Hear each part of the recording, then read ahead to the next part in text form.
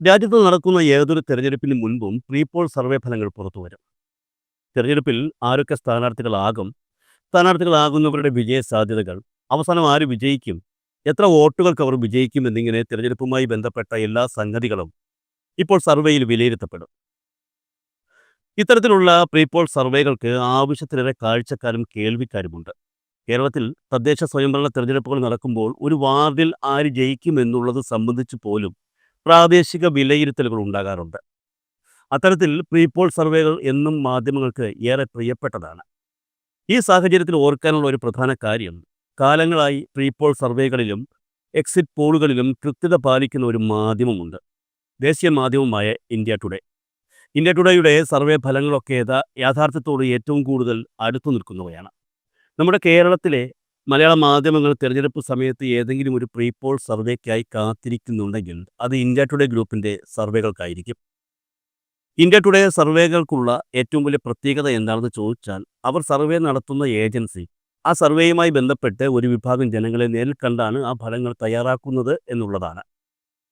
2019 ലോക്സഭാ തെരഞ്ഞെടുപ്പിലും 2021 കേരള നിയമസഭാ തെരഞ്ഞെടുപ്പിലും ഇന്ത്യ ടുഡേ നടത്തിയ പ്രീ പോൾ സർവേകളാണ് ഏറെക്കുറെ ഇലക്ഷൻ റിസൾട്ടുമായി ഒത്തുപോയിരുന്നത്. അതിനുശേഷം നടന്ന ഇന്ത്യയിലെ മറ്റ് സംസ്ഥാനങ്ങളിലെ നിയമസഭാ തെരഞ്ഞെടുപ്പുകളിൽ ഇന്ത്യ ടുഡേ സർവേകൾ നടത്തുകയും അതെല്ലാം യാഥാർത്ഥ്യത്തോട് അടുത്തു നിൽക്കുകയും ചെയ്തിരുന്നു. കഴിഞ്ഞ കുറച്ച് ദിവസമായി സമൂഹ മാധ്യമങ്ങളിലൂടെ പ്രചരിക്കുന്ന ഒരു നിയമസഭാ സർവേ ഫലമുണ്ട്.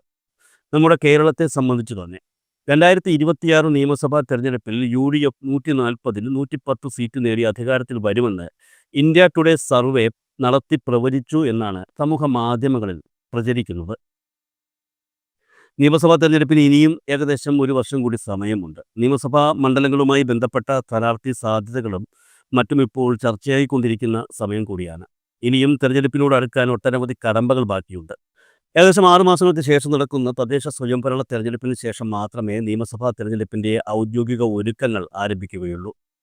എന്നാൽ ഇവിടെ പറയുന്നത് 2026 നടക്കുന്ന നിയമസഭാ തെരഞ്ഞെടുപ്പുമായി ബന്ധപ്പെട്ട് ഇന്ത്യ ടുഡേ സർവേ നടത്തിയെന്നും ആ സർവേയിൽ വ്യക്തമായത് ഇപ്പോഴത്തെ പ്രതിപക്ഷ മുന്നണിയായ UDF 140-ൽ 110 സീറ്റുകൾ നേടി അധികാരത്തിൽ എത്തുമെന്നുമാണ്. അത്തരത്തിലൊരു സർവേ നടന്നോ? സർവേ നടന്നാലും നടന്നില്ലെങ്കിലും ഇന്ത്യ ടുഡേ ഞാൻ മുകളിൽ പറഞ്ഞതുപോലെ പറഞ്ഞു. സർവേ നടത്തി എന്ന് പറയുന്നത് വളരെ ഉത്തരവാദിത്തപ്പെട്ട ഒരു ദേശീയ മാധ്യമമാണ്. അതുകൊണ്ട് ഇക്കാര്യത്തിൽ എന്തെങ്കിലും സത്യമുണ്ടോ? സത്യമുണ്ടെന്ന് വിശ്വസിക്കുന്നവരുമുണ്ട്, ഇത് സത്യമല്ല എന്ന് വിശ്വസിക്കുന്നവരുമുണ്ട്. അതുകൊണ്ട് തന്നെ എന്താണ് ഈ സർവേ ഫലത്തിന് പിന്നിൽ എന്നുള്ളത് നമുക്കൊന്ന് പരിശോധിക്കേണ്ടതുണ്ട്. സർവേ മാത്രം നോക്കിയിരുന്നാൽ നമ്മുടെ വിജയം സർവേയിലായി പോകും. അതുകൊണ്ട് തന്നെ നല്ലപോലെ പണിയെടുക്കുക ഓരോ നേതാക്കളും. പ്രവർത്തകർ നല്ലതുപോലെ പണിയെടുക്കുന്നുണ്ട്, നേതാക്കളാണ് ഉറങ്ങിയിരിക്കുന്നത്. അതിനാൽ തുനിഞ്ഞ് ഇറങ്ങുക.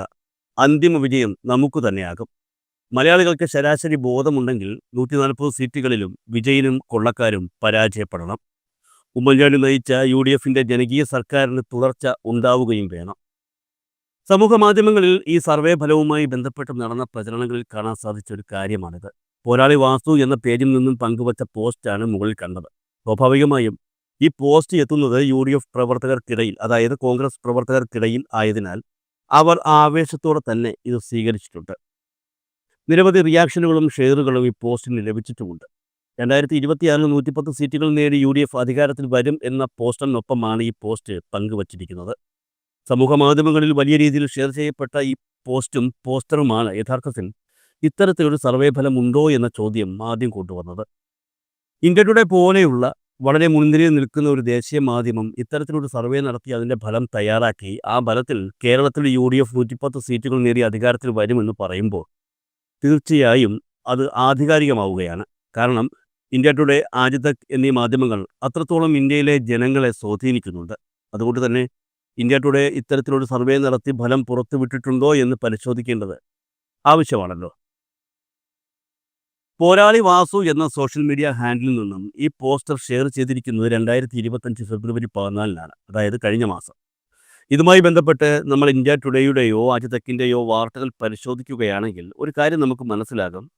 2025 ഫെബ്രുവരി 13-ന് ഇന്ത്യ ടുഡേ ഒരു സർവേ ഫലം പുറത്തുവിട്ടിട്ടുണ്ട്. പക്ഷേ അത് എല്ലാവരും വിചാരിക്കുന്നത് പോലെ കേരളത്തിൽ 2026 നടക്കുന്ന നിയമസഭാ തെരഞ്ഞെടുപ്പിൽ ആര് അധികാരത്തിലെത്തും എന്നുള്ളത് സംബന്ധിച്ചുള്ള സർവേ ഫലമല്ല എന്നുള്ളതാണ് ആദ്യം മനസ്സിലാക്കേണ്ടത്. India Today mood of the nation എന്ന പേരിൽ നടത്തിയ സർവേയുടെ ഫലമാണ് 2025 ഫെബ്രുവരി 13 പ്രസിദ്ധീകരിച്ചത്. ഈ സർവേ ഫലം സംബന്ധിച്ച് വിശകലനത്തിന്റെ സംഗ്രഹം അവർ ഇന്ത്യ ടുഡേയുടെയും അജിതക്കിന്റെയും വെബ്സൈറ്റിൽ പ്രസിദ്ധീകരിച്ചിരുന്നു. ലോക്സഭാ തെരഞ്ഞെടുപ്പിന് ശേഷം ഇന്ത്യ ടുഡേയും സി വോട്ടറും ചേർന്ന് നടത്തിയ അഭിപ്രായ സർവേയാണ് മൂഡ് ഓഫ് ദ നേഷൻ. ഫലത്തിന്റെ വിശദാംശങ്ങളിലേക്ക് പോകുന്നതിന് മുൻപ് എന്താണ് mood of the nation survey എന്ന് മനസ്സിലാക്കേണ്ടതുണ്ട്. അതായത് രാജ്യത്തിന്റെ മനസ്സ് ഇപ്പോൾ എങ്ങനെയാണ് എന്നുള്ളതാണ് ഈ സർവേയിലൂടെ അവർ പരിശോധിച്ചത്. 2024 ലോക്സഭാ തെരഞ്ഞെടുപ്പ് അവസാനിച്ചതിന് ശേഷം വീണ്ടും BJP മന്ത്രിസഭ അധികാരത്തിലെത്തിയല്ലോ. 6 മാസങ്ങൾക്ക് ശേഷം, അതായത് 2025 ജനുവരി ഫെബ്രുവരി മാസങ്ങളിൽ ഒരു ലോക്സഭാ തെരഞ്ഞെടുപ്പ് കൂടി നടന്നാൽ കഴിഞ്ഞ തവണ നടന്ന തെരഞ്ഞെടുപ്പിനേക്കാൾ എന്തു മാറ്റങ്ങളാണ് നടക്കുന്നത് എന്ന വസ്തുത പരിശോധിക്കുകയാണ് ഈ സർവേയിലൂടെ ഇന്ത്യ ടുഡേ ചെയ്തിരിക്കുന്നത്. കേരളത്തെ സംബന്ധിച്ച് ലോക്സഭാ തെരഞ്ഞെടുപ്പിൽ LDF നേരിട്ട കനത്ത തിരിച്ചടിയും കോൺഗ്രസിന്റെ വിജയവും BJPയുടെ വോട്ട് വിഹിത വർധനയുമാണ് സർവേയിലൂടെ വിലയിരുത്തിയിരിക്കുന്നത്. അതായത് 2024 ലോക്സഭാ തെരഞ്ഞെടുപ്പ് കഴിഞ്ഞ ശേഷം 2025 ജനുവരി മുതൽ ഫെബ്രുവരി 9 വരെയുള്ള സമയത്തിനിടയ്ക്ക് വീണ്ടും ഒരു ലോക്സഭാ തെരഞ്ഞെടുപ്പ് നടന്നാൽ BJPയുടെ വോട്ട് വിഹിതം 17% നിന്നും 24% ഉയരുമെന്നും UDFന് 42%വും LDFന് 30%വും വോട്ട് ലഭിക്കുമെന്നുമാണ് സർവേ ഫലം. 1 മുതൽ 2% വരെ വോട്ട് ശതമാനം LDFനും UDFനും നഷ്ടമാകുമെന്നും ഇന്ത്യ ടുഡേ സർവേ ഫലത്തിൽ വ്യക്തമാക്കുന്നുണ്ട്. ഇവിടെ പ്രത്യേകം ആലോചിക്കാനുള്ളത് ലോക്സഭാ തെരഞ്ഞെടുപ്പ് സംബന്ധിച്ചുള്ള കാര്യം മാത്രമാണ് ഇവിടെ പറഞ്ഞിരിക്കുന്നത് എന്നുള്ളതാണ്. ഇന്ത്യ ടുഡേ ചാനലിലൂടെ സംപ്രേഷണം ചെയ്ത സർവേയുടെ ചർച്ചാ പാനലിൽ രാഷ്ട്രീയ നിരീക്ഷകരും തെരഞ്ഞെടുപ്പ് വിദഗ്ധരും പങ്കെടുത്തിരുന്നു. ചർച്ചയിൽ പങ്കെടുത്ത സെന്റർ ഫോർ പോളിസി പ്രതിനിധി രാഹുൽ വർമ്മയുടെ നിരീക്ഷണം ഏറെ ശ്രദ്ധേയമായിരുന്നു. അദ്ദേഹം പറയുന്നത് ഇങ്ങനെയാണ്: 2026 കേരള നിയമസഭാ തെരഞ്ഞെടുപ്പിനെക്കുറിച്ചുള്ള പ്രവചനം അസാധ്യമാണ്. കോൺഗ്രസ് ലോക്സഭാ തെരഞ്ഞെടുപ്പിൽ മെച്ചപ്പെട്ട പ്രകടനം കാഴ്ചവെക്കുന്ന സംസ്ഥാനമാണ് കേരളം. പക്ഷേ ഇടതുപക്ഷം അവരുടെ ശക്തി നിയമസഭാ തെരഞ്ഞെടുപ്പിൽ തെളിയിക്കുന്നതാണ് കഴിഞ്ഞ കാലങ്ങളിൽ നമുക്ക് കാണാൻ കഴിയുന്നത്. മാത്രമല്ല, കേന്ദ്രത്തിലേക്ക് ഒരു തെരഞ്ഞെടുപ്പ് വന്നാൽ കോൺഗ്രസിന് വോട്ട് ചെയ്യുക എന്നതാണ് അവരുടെ ലക്ഷ്യം. ദേശീയ രാഷ്ട്രീയത്തിൽ ഇടതിന് ആ പിന്തുണ അവർ നൽകുന്നില്ല. പക്ഷേ ലോക്സഭാ തെരഞ്ഞെടുപ്പിലെ കണക്കുകൾ നോക്കി നിയമസഭയിൽ പ്രവചനം നടത്തുക എന്നത് അസാധ്യമാണ്. രാഹുൽ വർമ്മ ഈ സർവേ ഫലവുമായി ബന്ധപ്പെട്ട് ഇങ്ങനെയാണ് പ്രതികരിച്ചിരിക്കുന്നത്. അന്ന് ഇന്ത്യ ടുഡേയുടെ ഈ സർവേയുമായി ബന്ധപ്പെട്ട ചർച്ചയിൽ പങ്കെടുത്ത രാഷ്ട്രീയ നിരീക്ഷകയായ മനീഷ പ്രിയത്തിന്റെ വിലയിരുത്തലും ഏറെ ശ്രദ്ധേയമായിരുന്നു. ഇടതിന് അനുകൂലമായ സാഹചര്യമാണ് കേരളത്തിൽ ഇപ്പോഴും നിലനിൽക്കുന്നതെന്നാണ് മനീഷ പ്രിയം പറഞ്ഞത്. LDF കേഡർമാർ രാഷ്ട്രീയ പ്രവർത്തനത്തിൽ കോൺഗ്രസിനേക്കാളും ശക്തരാണെന്ന് കേരളത്തിലെ ജനങ്ങൾ വിശ്വസിക്കുന്നത് എന്നാണ് മനീഷ ചൂണ്ടിക്കാട്ടിയത്. കോൺഗ്രസിന്റെ പ്രവർത്തനങ്ങളിലെ പോരായ്മ അവരുടെ അവസരം നഷ്ടമാക്കുമെന്ന ആശങ്കയും അവർ പങ്കുവച്ചിട്ടുണ്ട്. KK ശൈലജയെ പോലെയുള്ളവരെ LDF മുഖ്യമന്ത്രി സ്ഥാനാർത്ഥിയായി പരിഗണിക്കുക കൂടി ചെയ്താൽ സ്ത്രീകളുടെയും OBC വിഭാഗത്തിൻ്റെയും വോട്ട് വിഹിതം ഇടതിന് ഉറപ്പിക്കാൻ കഴിയുമെന്നും മനീഷ ചൂണ്ടിക്കാട്ടിയിരുന്നു. മറ്റൊരു പ്രധാന കാര്യം കൂടി അവർ ആ സാഹചര്യത്തിൽ വ്യക്തമാക്കുകയുണ്ടായി. കോൺഗ്രസ് തന്നെയാണ് കേരളത്തിലെ ഇടതിന് എതിരാളികളെന്നുള്ള കാര്യം. ദേശീയ രാഷ്ട്രീയത്തിൽ പുലികളാണെങ്കിലും BJPക്ക് കാര്യമായ അത്ഭുതങ്ങൾ കേരളത്തിൽ സൃഷ്ടിക്കാൻ കഴിയുകയില്ല എന്നും മനീഷ പ്രിയം ആ ചർച്ചയിൽ തൻ്റെ അഭിപ്രായമായി രേഖപ്പെടുത്തുകയുണ്ടായി. സി വോട്ടറുമായി ചേർന്നാണല്ലോ ഇന്ത്യ ടുഡേ ഈ mood of the nation survey ഫലം പ്രസിദ്ധീകരിച്ചത്. അതിൽ സി വോട്ടർ സ്ഥാപക ഡയറക്ടറും നെഫ്രോളജിസ്റ്റുമായ യശ്വന്ത് ദേശ്മുഖ് ചർച്ചയിൽ ഒരു കാര്യം പറയുന്നുണ്ട്. കേരളത്തിൽ BJPയുടെ സാധ്യതകളെ ഒരിക്കലും തള്ളിക്കളയാനാവില്ല എന്നാണ് അദ്ദേഹം പറയുന്നത്. 15 വർഷങ്ങൾക്ക് മുൻപ് ത്രിപുരയിലും പശ്ചിമ ബംഗാളിലും BJPയെക്കുറിച്ച് നമ്മൾ ഇതേ കാര്യം ചർച്ച ചെയ്തിരുന്നു എന്നും അദ്ദേഹം പറയുന്നുണ്ട്. ത്രിപുരയിലായാലും പശ്ചിമ ബംഗാളിലായാലും ഇടതുപക്ഷ വോട്ടുകൾ കുറേയേറെ BJPയിലേക്ക് മാറി എന്നാണ് മനസ്സിലാക്കാൻ സാധിക്കുന്നതെന്നും അദ്ദേഹം ആ ചർച്ചയിൽ വ്യക്തമാക്കിയിരുന്നു. ഇത്തരത്തിലാണ് ലോക്സഭാ തെരഞ്ഞെടുപ്പിന് പിന്നാലെ നടന്ന India Today mood of the nation സർവേയുമായി ബന്ധപ്പെട്ട വിശകലന ചർച്ചയിൽ ഉയർന്ന അഭിപ്രായ പ്രകടനങ്ങൾ. 2026 നിയമസഭാ തെരഞ്ഞെടുപ്പിൽ ആര് ജയിക്കുമെന്ന ഒരു സർവേയും ഇതുവരെ ഇന്ത്യ ടുഡേ പ്രസിദ്ധീകരിച്ചിട്ടില്ല എന്നുള്ളതാണ് യാഥാർത്ഥ്യം.